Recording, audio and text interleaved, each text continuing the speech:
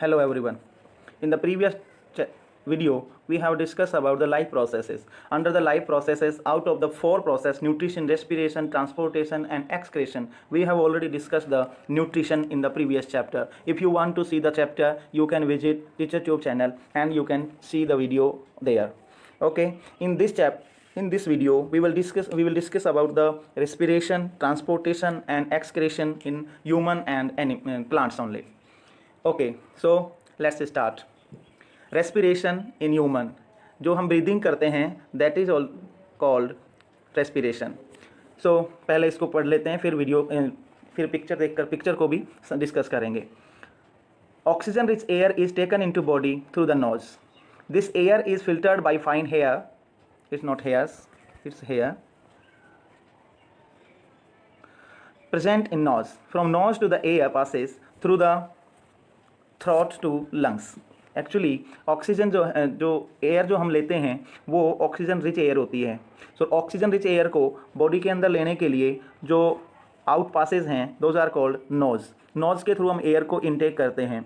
The air is filtered by fine hair present in nose. हमारे nose में बहुत पतले पतले बाल होते हैं और उनके थ्रू एयर को फिल्टर किया जाता है और यहाँ से जो एयर है वो लंग्स में थ्रॉट के थ्रू पहुंचाई जाती है.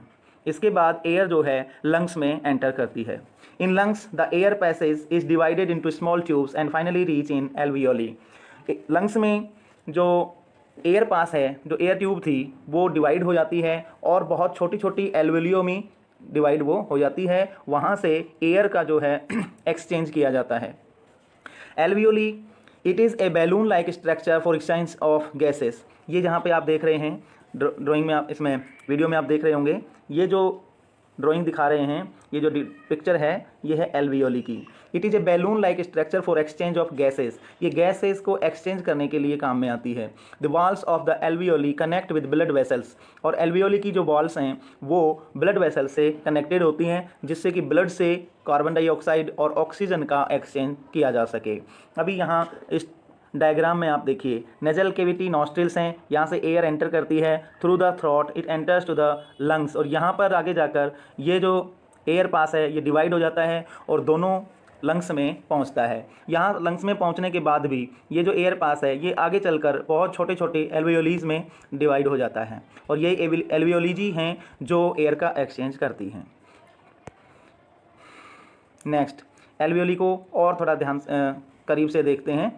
ये इसका स्ट्रक्चर है. यहाँ सभी देखिए, एक रेड कलर की वेन दिखा रखी हैं और एक है ब्लू कलर की. सो रेड कलर में क्या होगा कि जो ऑक्सीजन रिच एयर होगी और ब्लू कलर वाली जो है वो ऑक्सीजन से लेस होंगी, यानी उसमें CO2 ज़्यादा होगी. Oxygen is dissolve in haemoglobin from alveoli. ये एल्वियोली ही वो प्लेस है जहाँ पर हीमोग्लोबिन जो है ऑक्सीजन के साथ में अटैच होता है. This oxygen rich blood is taken to cells of all parts of the body. और ये ऑक्सीजन रिच ब्लड है यही बॉडी के सभी पार्ट्स में ट्रांसपोर्ट किया जाता है, ले जाया जाता है. This blood also collects the carbon dioxide from the cells of all parts of the body. और यहीं पर ब्लड जो है अलग अलग पार्ट से जो कार्बन डाइऑक्साइड को कलेक्ट करके लेके आया है उसे यहाँ पे रिलीज करता है और वो फिर नॉस्ट्रिल्स के थ्रू बॉडी से बाहर छोड़ दी जाती है. तो ये एल्वियोली की स्ट्रक्चर थी. अब आगे देखते हैं हम प्लांट्स में respiration. So respiration in plants. Plants में रेस्पिरेशन के लिए कोई स्पेशल जो स्ट्रक्चर है उसको बोलते हैं स्टोमेटा. क्या बोलते हैं?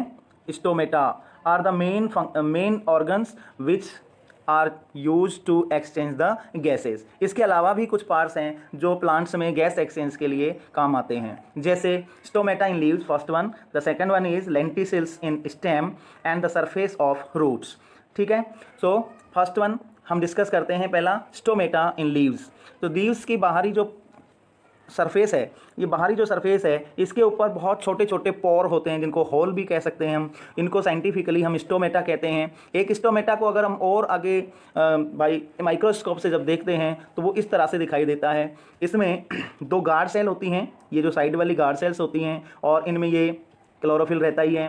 ठीक है. ये गार्ड सेल्स जो हैं कॉन्ट्रैक्शन और एक्सपेंशन के थ्रू एयर का एक्सचेंज करती हैं. ठीक है. तो यहाँ CO2 जो है इनटेक की जाती है इन स्टोमेटा के थ्रू और स्टोमेटा के थ्रू ही ऑक्सीजन और H2O जो है यानी कि वाटर वेपर जो है वो उसे रिलीज़ किया जाता है. The second thing is lenticels in stem. तो ये क्या होते हैं एक्चुअली, ये भी हमने देखा होगा प्लांट्स के जो स्टेम होता है उस स्टेम पे छोटे छोटे स्पॉट्स होते हैं। ये स्पॉट्स जो है और वो स्किन जो है थोड़ी सी उठ जाती है, कहीं पे होल से बने रहते हैं, दैट इज़ कॉल्ड लेंटिसेल्स। ठीक है, तो यहाँ पर भी गैस का एक्सचेंज होता है। अब एक्चुअली रेस्पिरेशन में होता क्या है, रेस्पिरेशन में एनर्जी मिलती है और एनर्जी लेने के लिए जो एक प्रोसेस होती है, जो एक इक्वेशन बनती है, उसको इस तरह से हम एक्सप्रेस कर सकते हैं।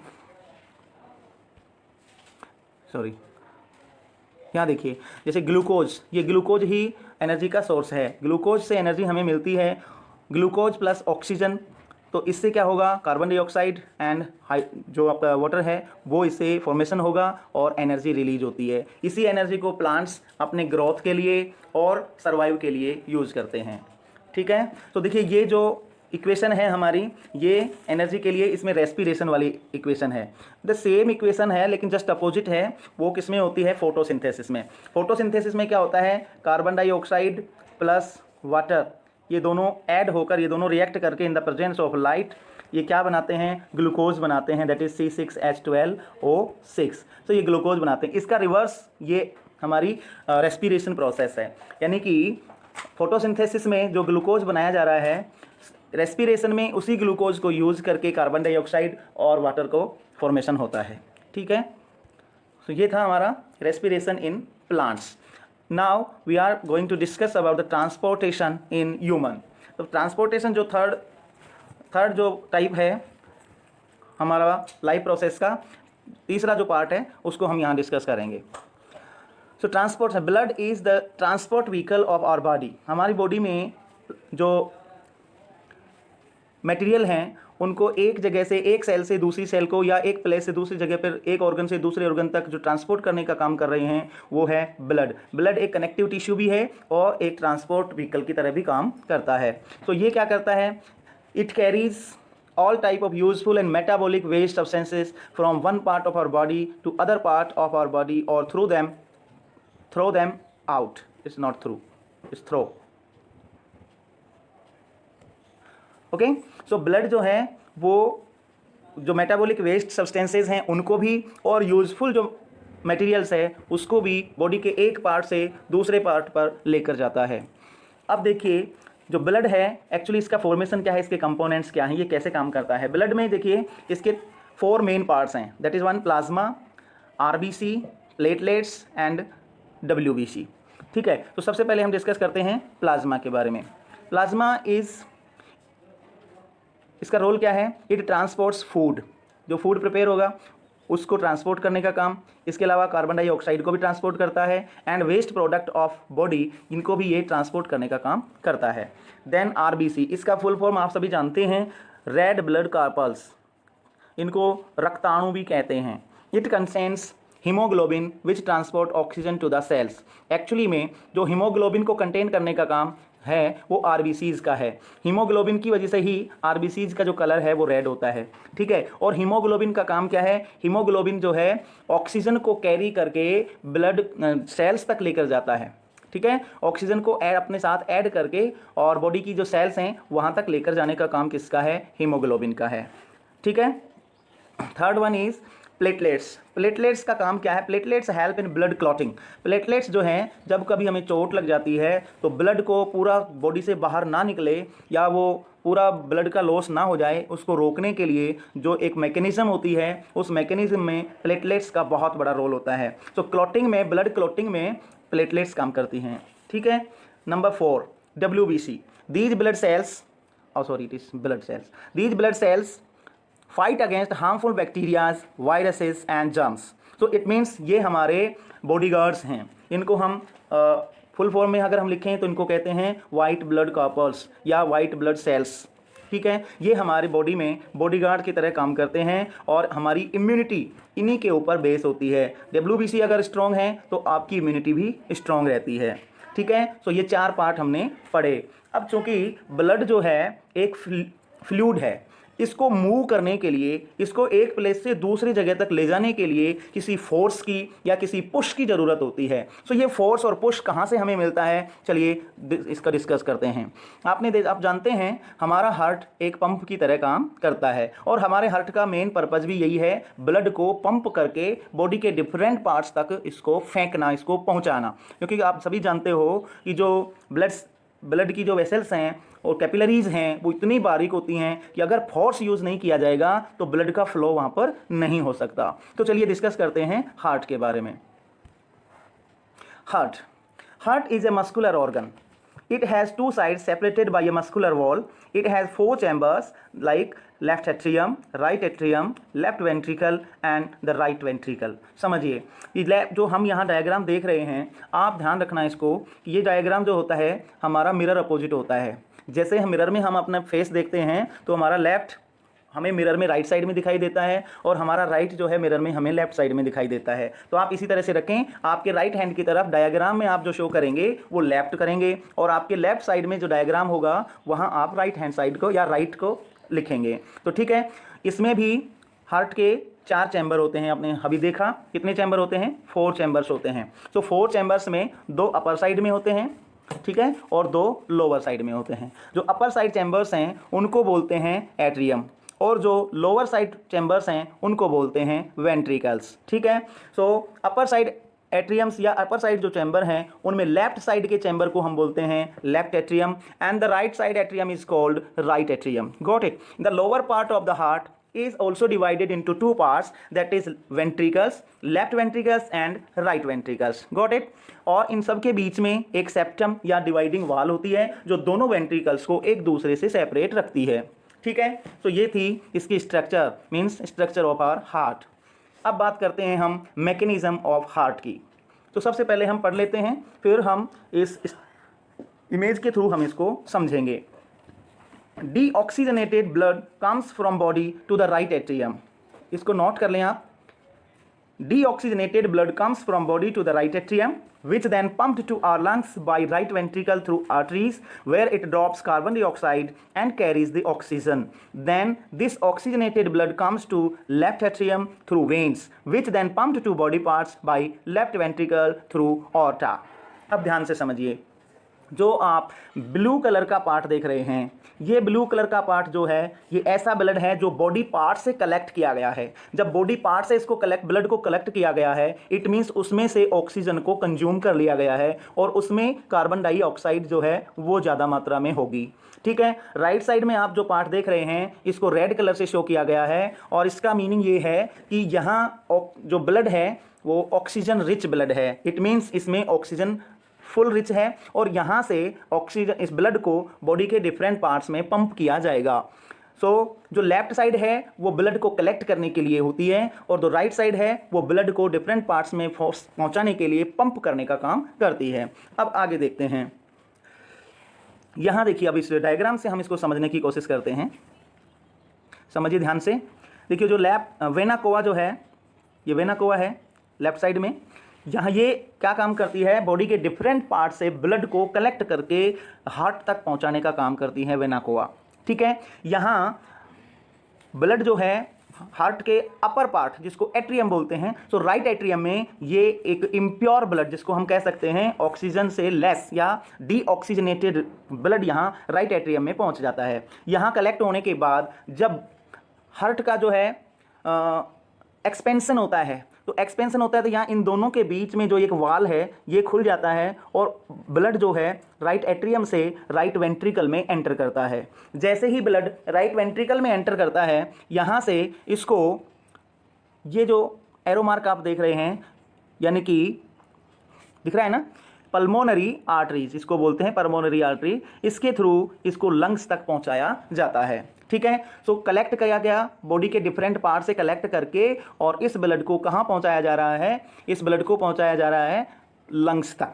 लंग्स में क्या होगा, इस ब्लड को प्योर किया जाएगा, मीन्स इस ब्लड को इसमें से कार्बन डाइऑक्साइड को रिमूव करके इसमें ऑक्सीजन को ऐड किया जाएगा।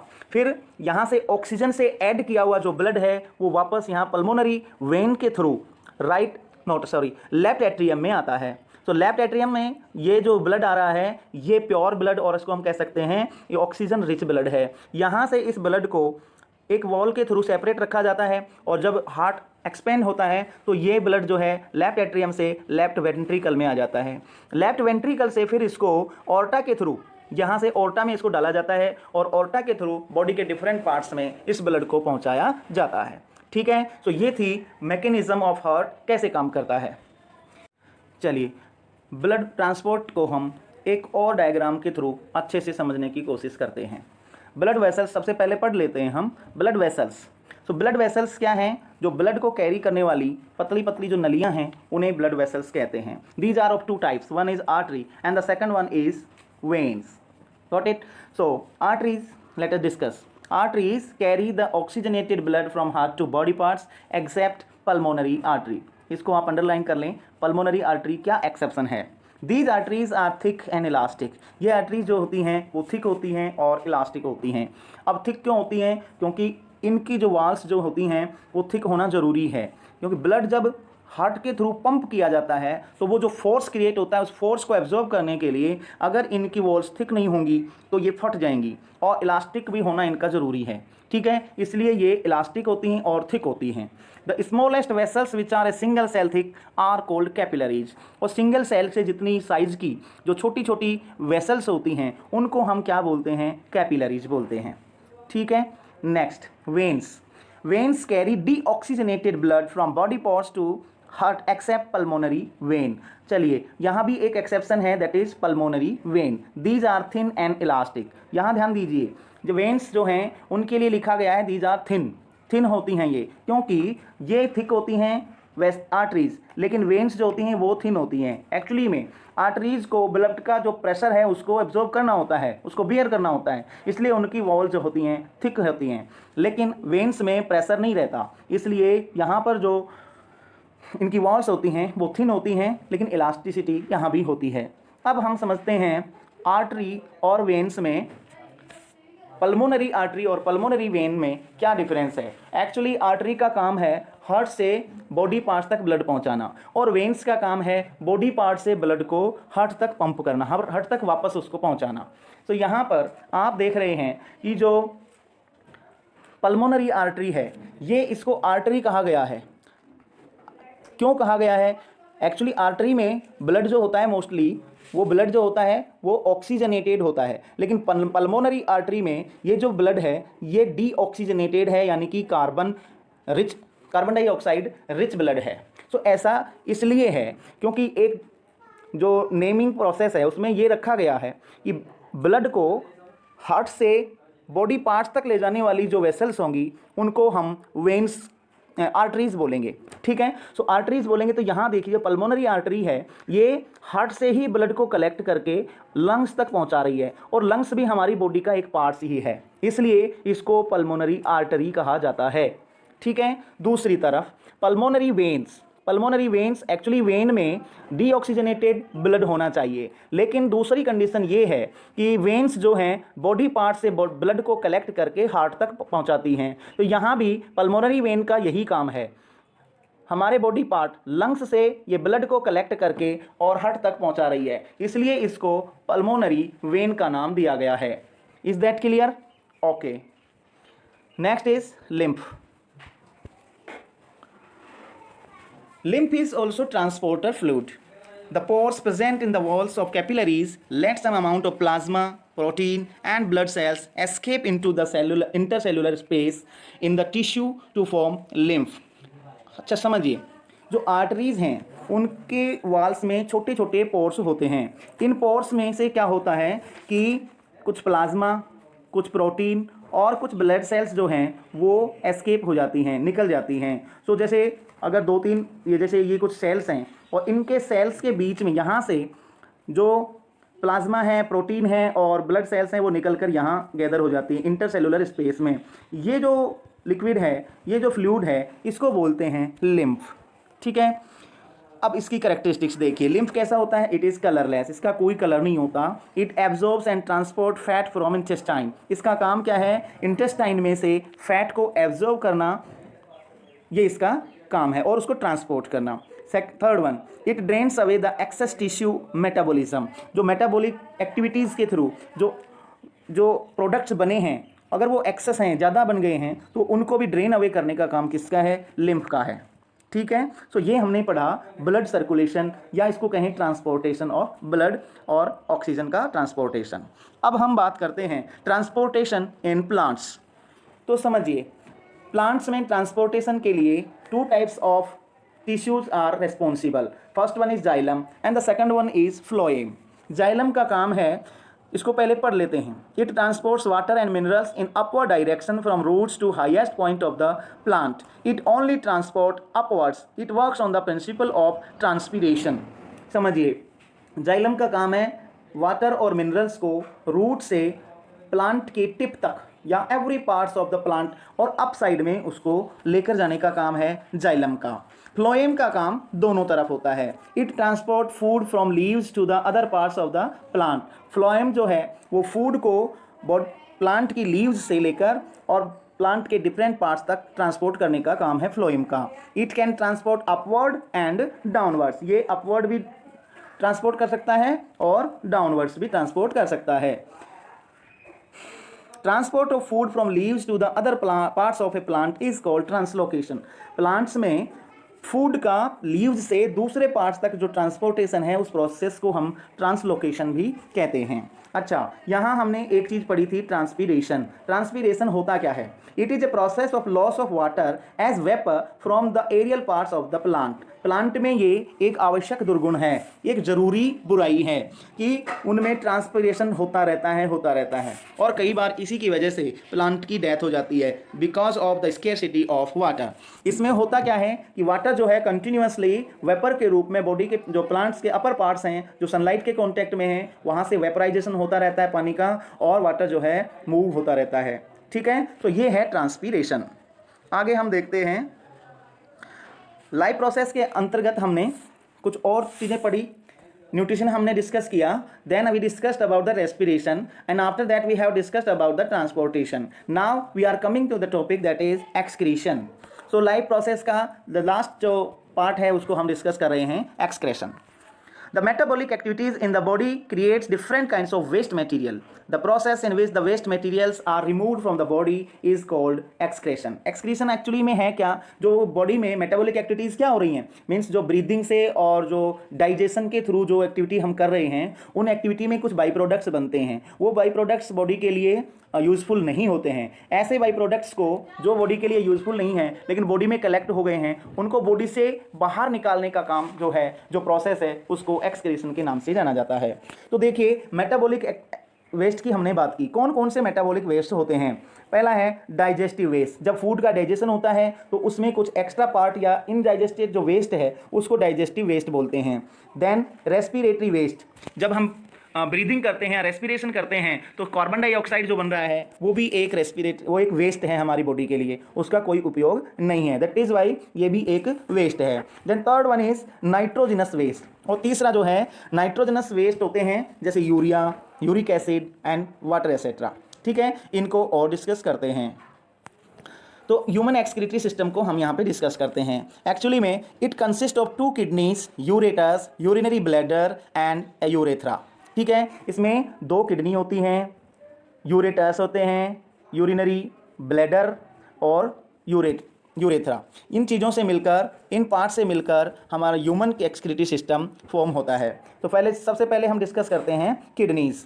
These filters the blood and remove waste. Kidneys का काम क्या है? ये ब्लड को फिल्टर करती हैं और ब्लड में जो वेस्ट होता है उसको रिमूव करती हैं। देन यूरेटस, डायग्राम में आप देखिए, ये यूरेटस हैं, यानी जो डक्ट हैं जो किडनी से वेस्ट को कहाँ तक पहुँचा रही हैं, ब्लडर तक पहुँचाती हैं, उनको यूरेटस बोलते हैं। It drains out urine from kidney to urinary bladder. ठीक है, then it comes urinary bladder, नीचे वाला ये ब्लैडर जो पार्ट है। It stores the urine for some time. Urinary bladder का काम केवल यूरिन को कुछ समय के लिए कलेक्ट करके रखना है, स्टोर करके रखना होता है, और फिर टाइम टू टाइम इसको बॉडी से बाहर डिस्क्रीट कर दिया जाता है। Then it comes urethra. It transmit urine outside of the body. इसका जो मेन पर्पज़ है वो बॉडी से जो यूरिनरी ब्लैडर में वेस्ट कलेक्ट हो गया है उसको बॉडी से बाहर ट्रांसमिट करने का काम है। ठीक है, चलिए यहाँ देखते हैं इस डायग्राम को अच्छे से देखिए। So the excretory system is consist of 2 kidneys, 2 kidney यहाँ पर हैं लेफ्ट और राइट में, और यहाँ से निकल रही हैं 2 यूरेटर्स निकल रहे हैं। ठीक है, और ये देखो कहाँ किससे ऐड हो रखी हैं, ये वेना कावा और ओर्टा से ये एडेड हैं। ठीक है, इसको और आगे हम डिस्कस करते हैं। इसकी जो यूनिट होती हैं उनको बोलते हैं नेफ्रॉन्स। जैसे बॉडी की जो स्ट्रक्चर की जो यूनिट है वो है सेल्स, वैसे ही किडनीज की जो एक यूनिट है उसको बोलेंगे हम nephrons. The filtration unit of kidney is called nephrons. चलिए अब हम नेफ्रॉन्स को स्ट्रक्चर को अच्छे से देखते हैं। Nephrons are the filtration unit of kidney.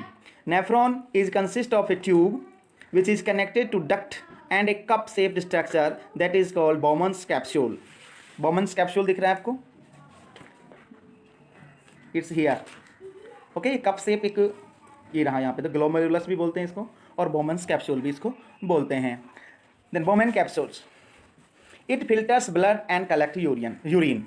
इसका काम क्या है, ब्लड को फिल्टर करना और यूरिन को कलेक्ट करने का काम है बॉमन्स कैप्सूल का। हैनलेज लूप, ये नीचे की तरफ जो यू शेप जो स्ट्रक्चर है इसको बोलते हैं Henle's loop.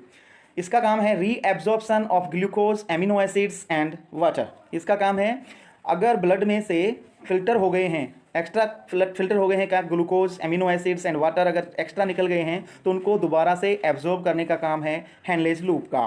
Now the urine enters into ureter through ducts and collected been urinary bladder.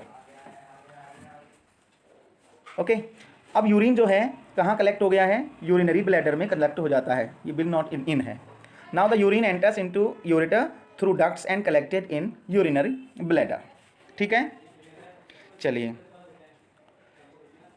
Now at the end हम आ गए हैं एक्सक्रीशन इन प्लांट्स भी डिस्कस करने के लिए। सो प्लांट्स में भी कुछ वेस्ट बनते हैं, उनको भी एक्सक्रीशन करना जरूरी होता है। चलिए देखते हैं कैसे करते हैं, इनमें एक्सक्रीटरी जो ऑर्गन्स हैं वो क्या क्या होते हैं। So plants remove oxygen through stomata. पहला वेस्ट इनका एक तरह से वेस्ट ही कहेंगे, स्टोमेटा होती है। ठीक है, second, excess water is remove through stomata by transpiration. अभी हमने डिस्कस किया था ट्रांसपीरेशन को, तो जो एक्स्ट्रा वाटर है उसको स्टोमेटा के थ्रू ही ट्रांसपीरेशन की प्रोसेस से बॉडी से रिमूव कर दिया जाता है। Plants also lose some old leaves and barks. Plants जो है कुछ पुरानी पत्तियां और अपनी छाल भी रिमूव करते हैं, तो ये भी एक मेथड है एक्सक्रीशन का। अब ट्रांसपीरेशन को एक बार फिर से ध्यान से आप देख लीजिए। जो वाटर एंड मिनरल्स हैं उनको रूट के थ्रू अपर पार्ट में ले जाया जाता है, और यहाँ पहुँचने के बाद जैसे लीव्स में जब ये पहुँचता है तो सनलाइट की हीट की वजह से इसका वेपोराइजेशन हो जाता है, और ये जो प्रोसेस है, ये जो प्रोसेस को क्या कहते हैं, हम ट्रांसपीरेशन कहते हैं। ठीक है, सो ये था आज का हमारा टॉपिक जो ख़त्म होता है। हमने पढ़े लाइफ प्रोसेसेस में न्यूट्रिशन पढ़ा, रेस्पिरेशन, ट्रांसपोर्टेशन एंड एक्सक्रीशन हमने पढ़ा है। अगर आपने न्यूट्रिशन का फर्स्ट पार्ट आपने नहीं देखा है तो आप पिछले वीडियो में जा कर के देख सकते हैं।